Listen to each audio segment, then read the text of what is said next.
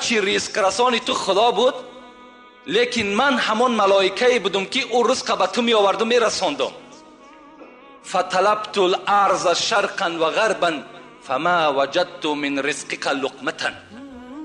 امروز من تمام روی زمین دور زدم، لیکن از رزق تو ای بنده خدا یک لقمه دیگر نیافتم. رزق تو تمام شد. بنده از جانب رزقش امیدش کنده می شود، دویمش داخل می شود. من همتا سوال سلام می دهد. من کی هستم؟ من همان ملائکی هستم که بر نفسهای تو وابسته بودم، که نفسی تو را بیرون می بردم، درون می دراوردم. امروز هرچی که کافتم دیگر از نفسی تو دیگر نفس نیافتم. یعنی نفسهای تو هم چی شد؟ تمام شد. رزق تو تمام شد، نفس تو تمام شد. داخل می شود دیگرش. من وابسته بر نوشیدن آبهای تو بودم. امروز بالای زمین دور زدم، برای نوشیدن تو یک قطره آب نیافتم. امیدت ای بنده خدا از نوشیدنم کنده شود. از نوشیدنم بنده در او حالت چی می شود؟ امیدش کنده می شود. دیگرش داخل می شود، می گوید من وابسته بر قدم های تو بودم، که قدم تو را پیش می بردم پس می بردم به حکم خدای تو. امروز بالای زمین دور زدم، لیکن در هیچ جا دیگر تو قدم زده نمی توانی. قدم تو هم کنده شد. پنجمش می گوید من وابسته بر اجل تو بودم، وابسته بر روزهای تو بودم. امروز هرچی که سراغ کردیم بالای زمینه دیگر از حیاتی تو هیچ روزی نیافتم. بنده از این شنیدن اینها البته آگاه می شود که من دیگر در این دنیا قرار من، حیات من تمام شد. این ملائکایی که از اول آمدن چی ها کردن؟ ملائکی که آخر آمد چی را البته انجام داد. عبدالله ابن عمر ابن العاص میگوید کان ابی کثیرا ما یقول اینی لا اعجب من الرجل. همین عبدالله ابن عمر ابن العاص، این عمر نیست، میگوید من پدر داشتم، پدرم عاص نام داشت. میگفت که من تعجب میکنم، پدرش به همین عبدالله میگفته است، من الرجل الذي ينزل به الموت و معه عقل و لسان لا يصفه. میگه از پدر میشنیدم که برای چی که همین آدم‌هایی را که مرگ بالاشان میآید در زمانی که زبانشان کار کردی سعی، در زمانی که عقلش با همراهی خودش هست، چرا که وصف نمیکنن که مرگ چگونه سخت است؟ چرا وصف نمیکنن؟ عبدالله میگه وقتی که همین پدر ما اجلش آمد بالای سرش آمدم، گفتم پدر تو دایی میگفتی که من در مردم تعجب ده هستم که زبانهاشون کار میکرد، عقلهاشون با خودشون بود، چرا که شدت مرگ بر ما بیان نمیکنن؟ امروز بالای تو همین شدت مرگ آمده است، چرا صفت نمیکنی؟ میگه پدرم به جانب من گفت الموت اعظم من الوصف. عبدالله گفت در حقیقت من میگفتم که چرا مردم وصف نمیکند، لیکن این شدت مرگ، بزرگی مرگ از وصف کردنم بالا بوده است. این را وصف کردن نمیشید است. ولکن سأوصف منه شیئا. لیکن عبدالله من بر تو کمی از این را بر تو بیان میکنم که شدت مرگ چگونه من حس میکنم. حضرت چی گفتن علا کتف جبل و رزوه. الحال گفت عبدالله من حس میکنم که من نمیدانم که بالا همین کتفی من همون کوی رزوان هست یا نه، لکن حس کرده ایستادم که همان کتف من ده یک کوی کلانی که در پهلوی خانه داریم بالای کتف من است. من کتف ما جمانده نمیتونم. من همتا تصور کردیستم. و دویم چیزی که حس میکنم، الروح تخرج من ثقب الابره، همان پلوشی سوزن میگه ما و شما. آیا همون سوراخی سوزن گفت دیده عبدالله؟ حس میکنم که نفس من فقط به همون سوراخی برآمده است. چنان یک مشکلاتی بالای من آمده است که همین شدت مرگ همتا حس کردم. بالای کتفم یک کوه هست و نفس من به مثل همون سوراخی سوزن میبراید.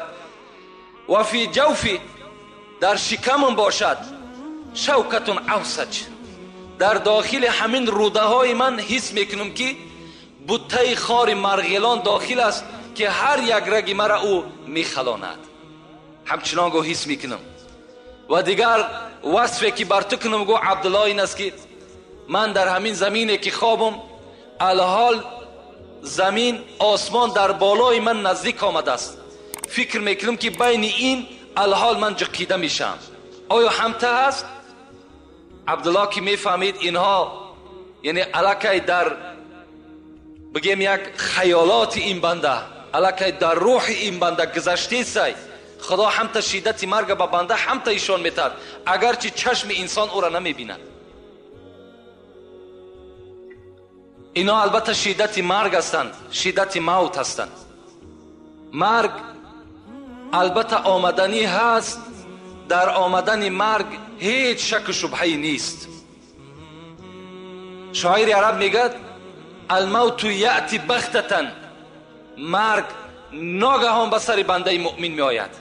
مرگ پیشکی حجت ندارد، پیشکی یگان دستخط ندارد، یگان مکتوب روان نمی کند، بلکه ناگهان به بالای بنده چکار میکند؟ هجوم میکند. در هر حالت ما و شما البته تیار باشیم. چگونه ای که رسول اکرم پرسیدند من اکیس الناس، من اکرم الناس، زیرکترین مردم کی است؟ کی است؟ از همه زیرک، از همه چقان، از همه هوشیار کی است ای پیغمبر خدا؟ و کی است از همه دیده مکرمترین انسان در نزد خدا کیست؟ رسول اکرم چی گفت؟ گفتند من یذکر الموت،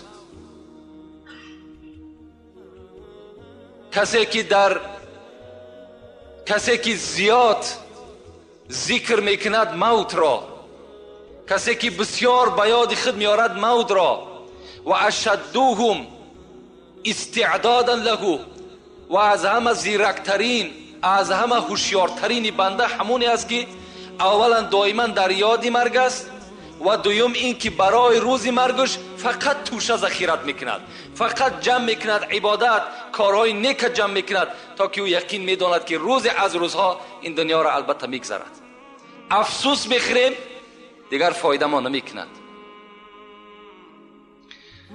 مرده در وقت غسل با غسال گوید این حرف با زبان حال.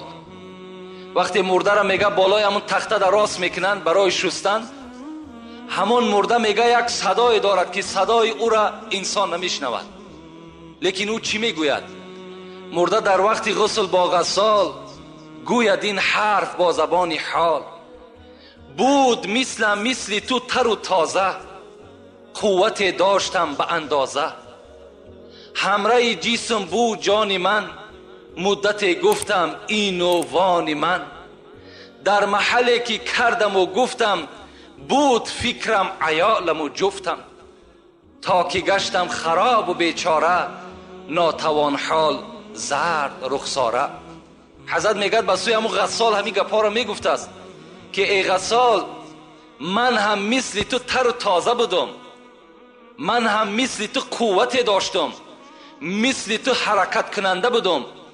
هر دمی که میخیستم و مینشستم فرزندها و زن و فرزندهام در یاد من بود.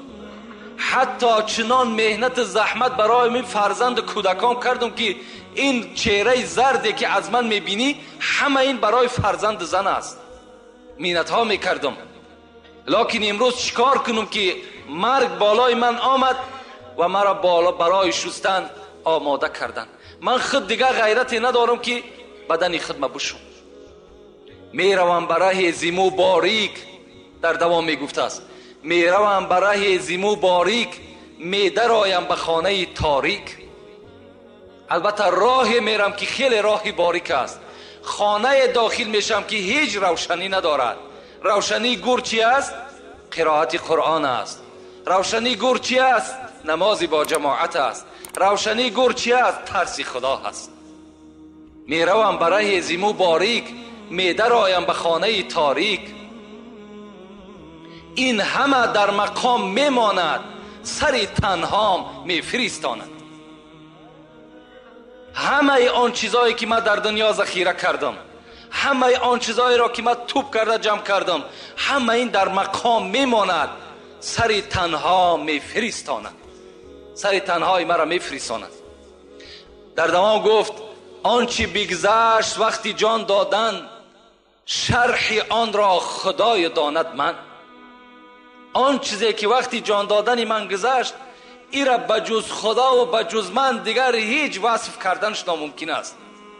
آنچه بگذشت وقتی جان دادن، شرح آن را خدای داند من. بعد از این عقوبه هاست پی در پی، می ندانم چی بگذرد در وی.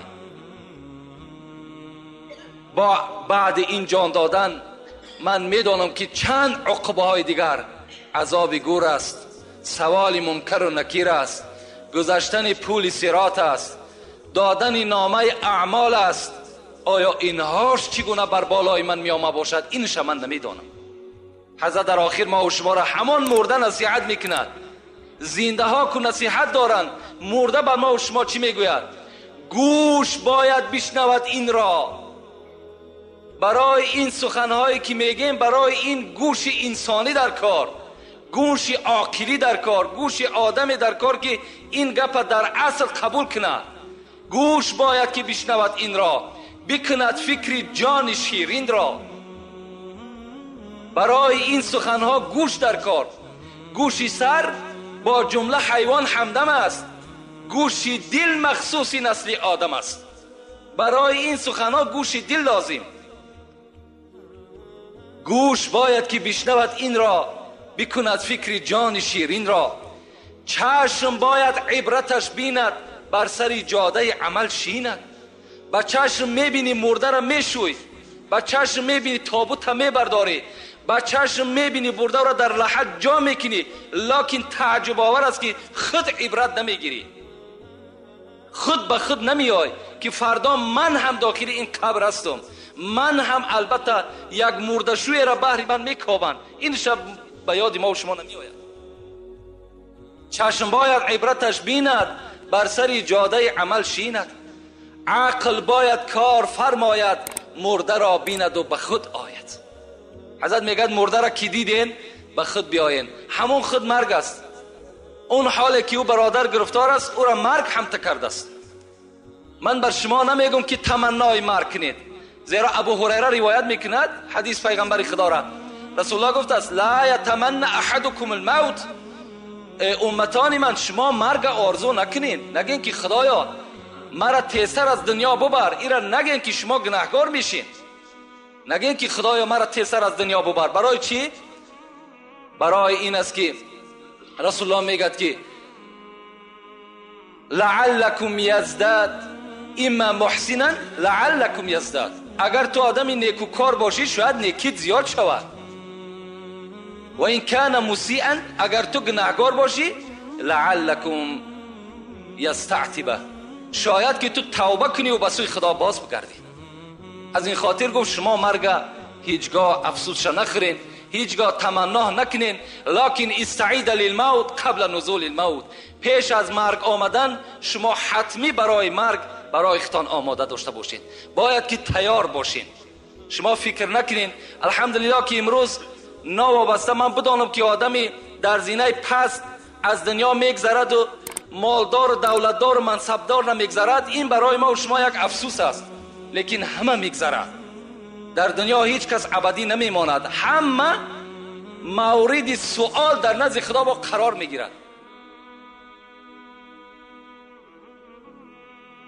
این است یک مختصراً درباره مرگ و آن شدت هایی که البته دارد. باز بر شما میگم که خیلی موضوع مرگ خیلی موضوع درازی هست. برای مرگ بیان کردن شاید برای ما و شما با 2-3 جمعه دیگر لازم باشد که باز ایرا مفصلتر و مکملتر برای شما بیان کنیم.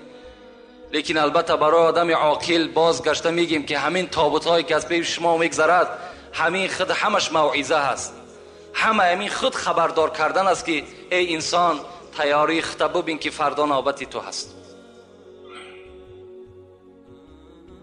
و آخر دعوانا ان الحمد لله رب العالمین.